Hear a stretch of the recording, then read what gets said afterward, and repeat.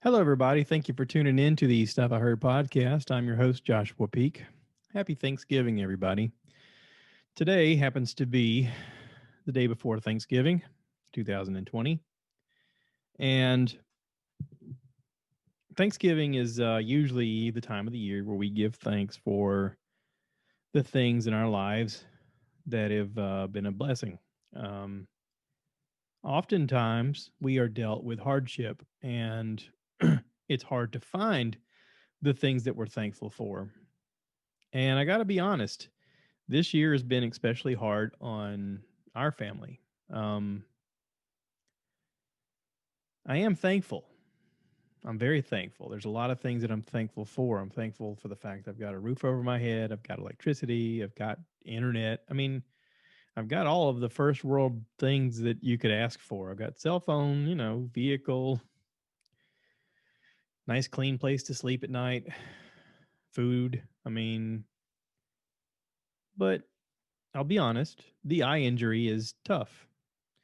Um, Not just because of the physical element, but there's an emotional element of it too, and a psychological element where I would like to this time of year be thinking about how I'm going to pig myself out and just be all fat and happy and watching football on TV. And I don't know, maybe I'd get out in the garage and tinker a little bit. And I know we're planning on seeing my wife's family, and that's kind of a big deal because we hadn't seen them since March. I mean, we've kind of been a long time without seeing them, and I'm looking forward to that. Um, my own family, I can't really.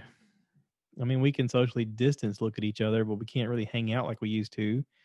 My mom and my stepdad are both now in a position where they have to be extra careful. They both have underlying conditions where if they get exposed to COVID or vice versa, it could be a problem. And, it's just that extra step of worry that I'm sure a lot of other people are going through. I'm sure many of you right now are going through the similar thing where you're wanting to spend time with family, but you're also having to stop and think about some of your family members who maybe don't need to be around large groups. So, this is kind of I don't know, it's sort of a foreshadowing of what's going to happen is there's going to be a lot of families that get together who are going to say, I don't care about the consequences. I want to hug my grandma. And there's probably going to be some elderly folks and some folks that are immunocompromised or have underlying conditions like asthma and stuff like that are going to have a terrible year due to COVID. Um, there's going to be a lot of families that are suddenly going to be stricken by COVID. And some of that has to play into your decision making on whether or not you're going to get together in large groups. We are planning Thanksgiving here. Um, my wife's dad is coming to visit, and we're just going to have a little thing here. I invited my mom and stepdad, and they were like, "Thank you, but we're going to pass. We just rather be safe." And I said, "I totally get it." And I said, "If you'd like, I'd cook you a dinner and like put it through a slat in the door or something.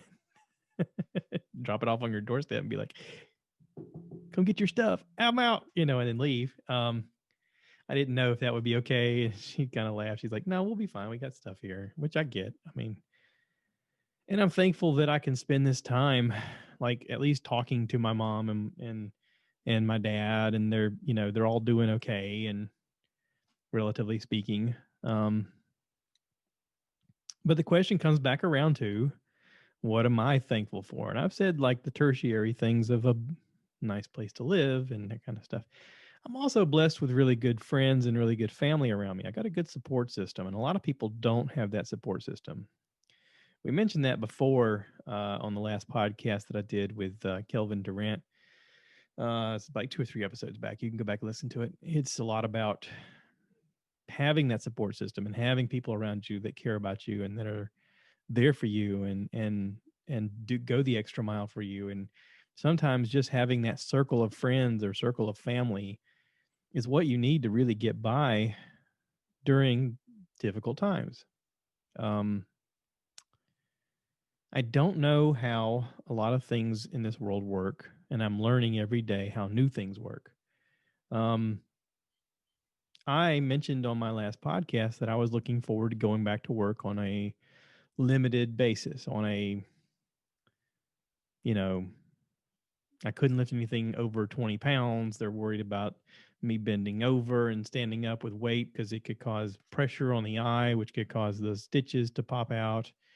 Um, I don't have much of a peripheral vision with this eye, my right eye, because of the damage that was done to it. I can't read anything with that eye.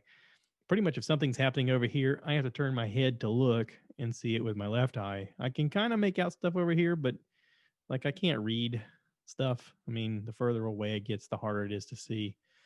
Um, I can make out shapes, and like I talked about before, whenever I see a light, like a single light bulb, it looks like a C facing the wrong way. Um, so it's difficult, and with those difficulties, I thought, hey, I could still go back to work in the capacity that I work because I'm a trainer. I can ride with these guys in the passenger seat and show them how to do the job and talk to them about how things we expect as a company and that kind of stuff. And a lot of people felt the same way. My doctor said, hey, try it. Work said, yeah, come on back, try it. And then I got back to work on Monday. Um, they wanted me to be in the office so they could kind of just feel it out, talk about it, and see what's going on. They had me help out in the morning just a little bit around the office, and then halfway through the day, they had me go out and doing some post trip stuff and just watching guys go through their post trip and making sure they're doing the right thing. While I was out there, I did happen to catch about 7 vehicles that had a total of about 20-ish nails in their tires. Um, I only had one guy really do the thing thoroughly like I would hoped all of them did. Most of them kind of glanced over this and that, but they missed some things. So it was a good opportunity for me to talk to them about the things they need to do, and I felt good about it. Well, then I get a phone call that says, "Come on in. We've had a meeting and we need to talk to you." And I'm like, "Okay." So um, I went into the meeting. I went into the office with somebody, and they told me, "All right, listen. Here is something from Human Resources. It is a printout of your job description, and it says you have to be able to lift, and you have to be able to drive, and you have to be able to cover a route if need be. And because of that, the main concern is if you're out doing something and you happen to lift something just because you're trying to help or whatever, and you further hurt yourself, then it becomes a liability to us. It becomes a workman's comp issue, whereas right now it's not. So in a way, I'm a liability." And they're like, "We can't really make a an adjustment for your job because you didn't get hurt on a job. It was a hurt at home. So it's not like we're responsible for creating a spot for you to do things because we don't do that for everybody else. We can't make special circumstances for one person," which I totally understand. Um, but the hard part is like the financial aspect. Okay. I mean, not only just the psychological of I want to go back to work and I want to do my job and I want to help out and I want to get back into a normal routine of doing things where I know I can be helpful. It's the added no, you can't. Like it's just the statement of we understand all that, but no, you can't. So then it becomes financial in a sense that um, I had already been cleared from my short term disability. They'd stopped paying, and it only pays 2/3 of my normal pay. So I had to call the doctor. Then I said, I need a letter in writing that tells me these restrictions because work is requiring it. And I need you to also resubmit to my short term disability.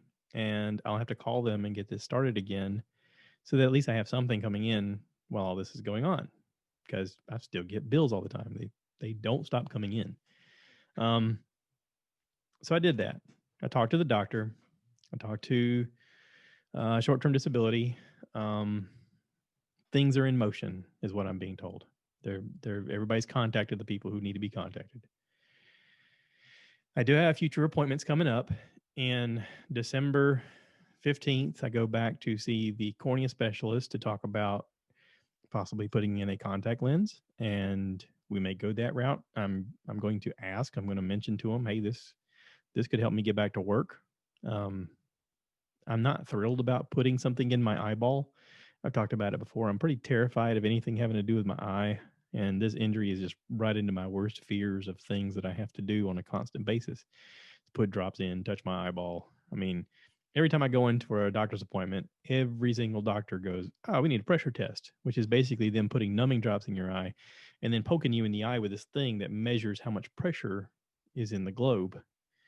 And it just touches your eye, just beep, beep, beep, beep, beep, beep, beep, beep, beep, beep, and it just, it's aggravating. It's unnerving.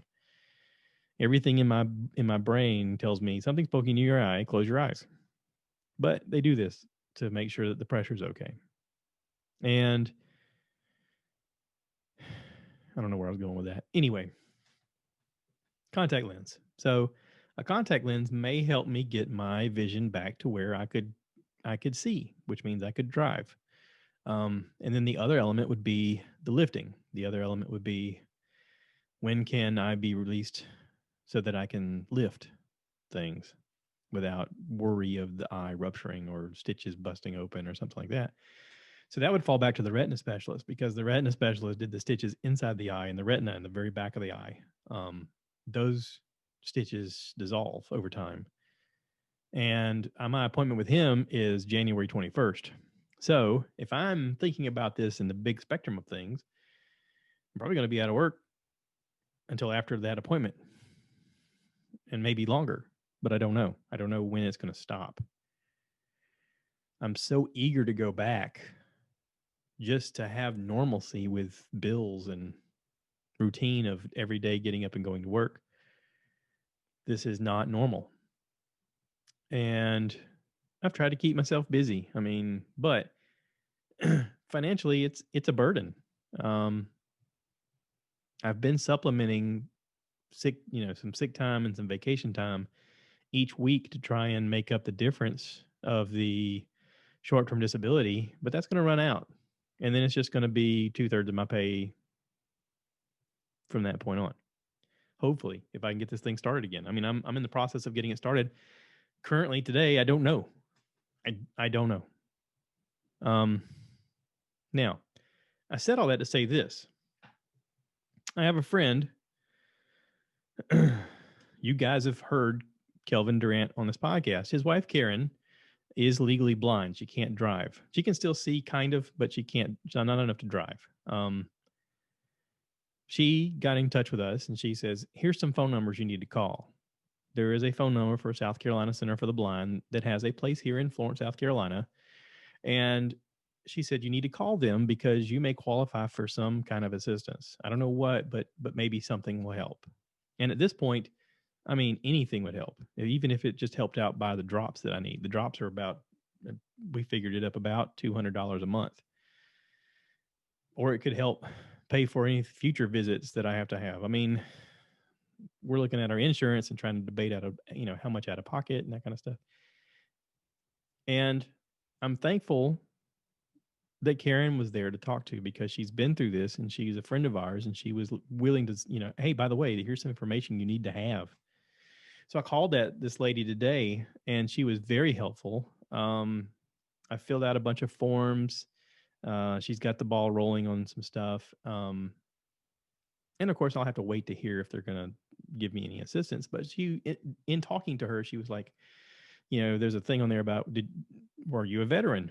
Well, yes, I was. I was in the Marine Corps. She goes, okay, well, you need to call the VA too, because you could qualify for some veterans benefits as well, to help you out. There's all kinds of Veterans Affairs things that are in place to help veterans in case of need. And even if it's just a little bit, it'll help. Again, she's totally right. She's like, you also need to get in touch with the Social Security office because they can also help a little bit. There's a Social Security disability insurance thing there that will assist you. It's worth looking into. And I said, okay. So here we go. Had a problem, finding solutions.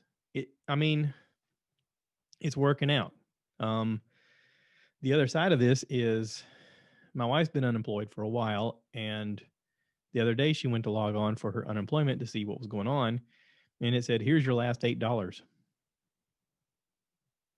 That's it. Just here's your last $8. So I talked to this lady today about it, and she says, well, listen, go down to the local Olston's It's a temp service, but she says, I know right now there's 3 places that are hiring. And I said, great. I'll pass that information along. Right now, anything will help. So, I mean, I'm okay. I've had friends, I've had family reach out to me and say, listen, we'll help you if you need it, we'll help you. Financially, we can help you. And because of that, all of that combined, because of the friendship that I've had from some of my best friends, some family that's reached out, and it all turns, everyone around us has said, whatever you need, whatever, period, whatever. If it's mine, it's yours. If I can help you, I will, any way I can. And I'm so thankful for my circle, for my friends, for my family, for my support system. And I am so blessed because I know a lot of people out there do not have this. So thank you. I want to like in perpetuity have this out there on the internet of me being thankful during this thing that's going on that those people are there. And I mean, I'll be honest, they're there because that's what we do. I mean, that's what you're supposed to do. That's what you're supposed to do in a community. That's what you're supposed to do with family. That's what you're supposed to do with your friends. You're supposed to support one another. And not just say it, but like do it. Like and I'm so blessed to have people around me who are doers and not just talkers. So thank you. From the bottom of my heart. Thank you. I realize that I am extremely blessed during this whole process of me getting injured. I've said it before. I mean, from, whether it's being rushed from one doctor to another of, hey, this guy's in town, you need to see him now. Hey, this guy can do your surgery now. Hey, this guy can do your surgery in the morning at this place. You need to be there at this time, and they'll get you knocked. They'll take care of it. Oh, okay.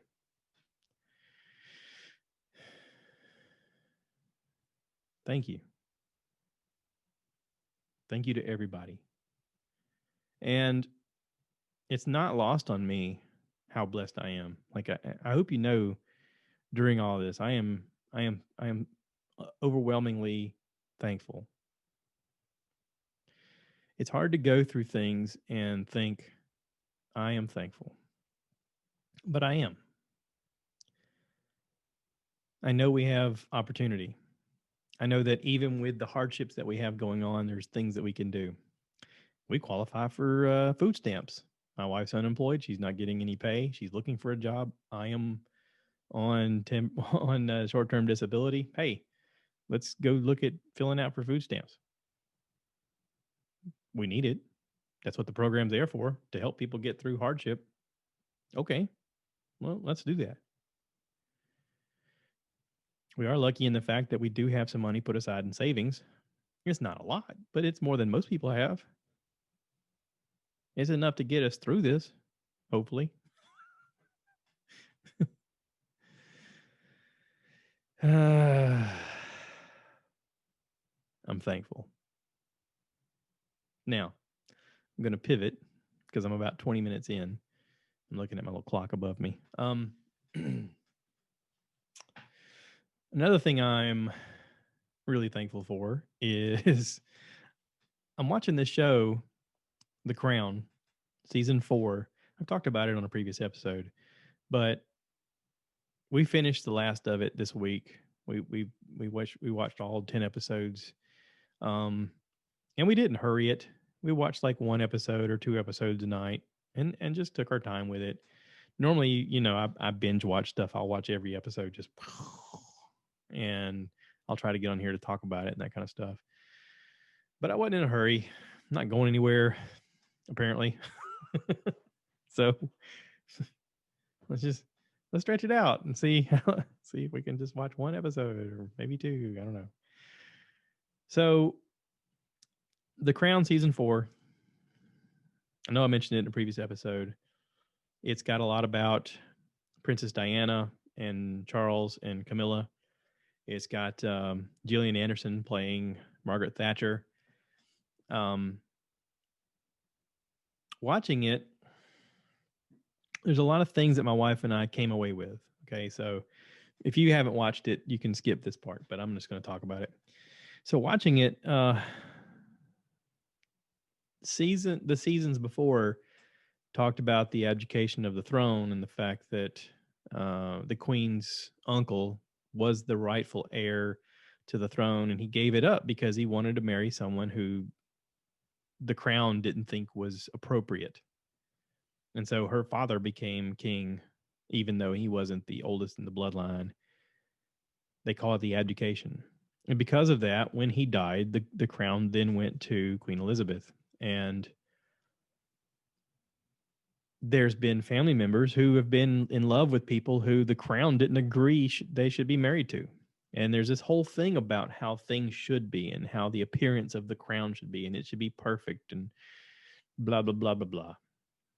All because they believed that whoever was queen or king, this monarchy, was declared by God and that they had faith in it. And then during the 80s, when Charles married Diana, I remember this vaguely because I was young at the time, but I remember it being a big deal. And a lot of people watched it on TV and girls swooned. And I remember back then asking, why is it such a big deal? And it was like, can you imagine being a princess? It sounds so fantastical. Yeah, it does sound fantastical. And if you watch this, you realize that it was horrible. They were going through some horrible things.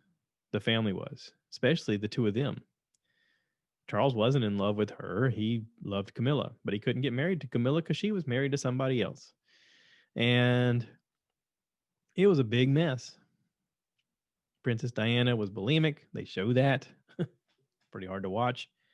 She was very unhappy. And it just made me feel bad for these people. They all seem so unhappy. Margaret Thatcher, I thought that Gillian Anderson did a great job of portraying Margaret Thatcher. I watched some videos of her and the way she talked and her mannerisms and her look and even the way she walked or held herself.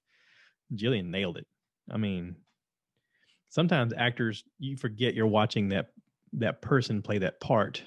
And there were times where I watched it where I forgot it was Gillian Anderson, and I was just like, dang, Margaret Thatcher's a tough lady, man. Golly. But the season 4, the ending of it, is her being relieved of power after 11 years. And it's, the prince and princess have had their 2 kids and they're miserable. And there's another thing on Netflix that my wife was watching. I kind of watched it with her a little bit. It was about Princess Diana's diaries and her words or something like that. And she talked about trying to throw herself down the stairs when she was pregnant with William because she wanted to die, and she was just miserable. And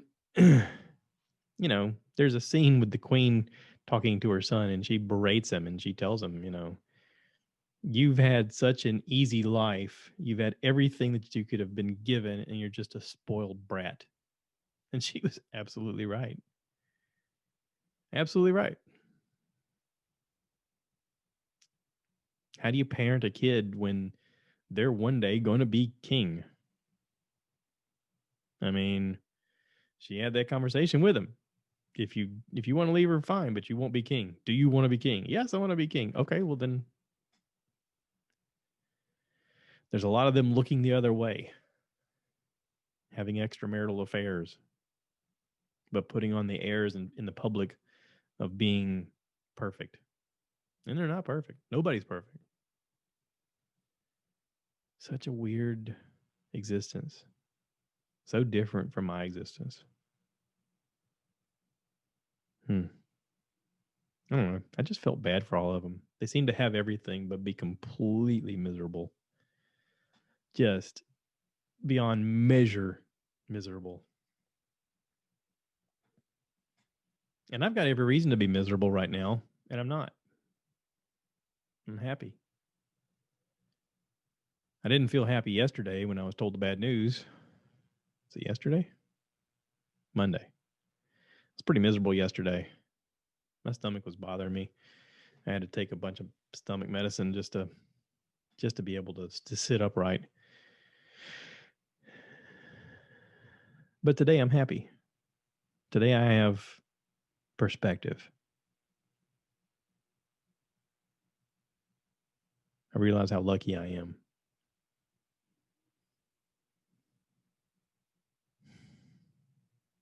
So anyway, that's it. I'm going to wrap this up. Be thankful for the little things, the things you overlook, the things you take for granted. Hey, be thankful you got two good working eyes. If you do. I don't know if you do, but you got to find the thing you're thankful for and focus on it. Tomorrow is the day of thanks. And I want everybody to know I am thankful. I've had many people reach out, people that I wouldn't think of that would call me, have called and said, "Hey, are you okay? Do you need anything? I can come cut your grass. I can, whatever you need. Do you need somebody to drive you? Do you need somebody to do this? Do you need somebody to do that?" Thank you to everybody who's volunteered to do that kind of stuff. And I appreciate it. And I know you mean it. It's quality people. I love every one of you. So I'm just going to title this Thanksgiving. Okay. Y'all take care. Be kind to one another. Reach out to family members you ain't talked to in a while. Tell them you appreciate them. Ask them what they're up to. Invite them over to dinner. Say, hey, I ain't got much, but you can come sit at the table with us. You never know. All right. Take care, everybody. And as always, cue the cow.